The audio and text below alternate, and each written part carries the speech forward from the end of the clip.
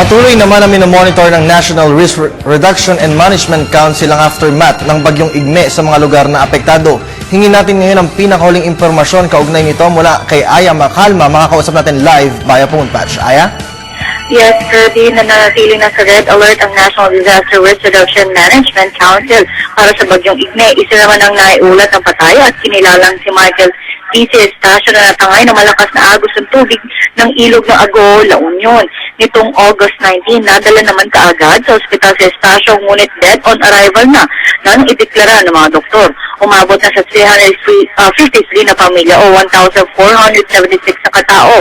Ang nasa evacuation centers ngayon mula sa 10 barangay at 5 munisipalidad sa La Union. Ngunit ang ilan ay nakabalik na sa kanilang mga bahay matapos humupa ang baha kahapon.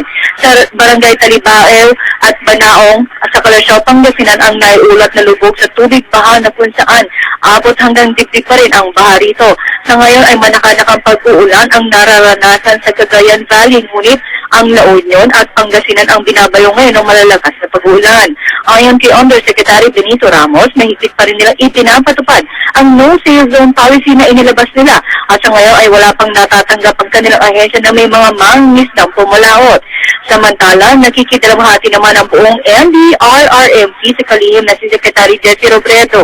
Dagdag ni Ramos, nag-alay sila ng isang panalangin kanina umaga sa operation centers para sa pagpano ni Robredo dahil madalas silang makasama ang kalihim sa tuwing may operasyon at tuwing may kalamidad o sakuna sa bansa. Kirby? Aya Macalma.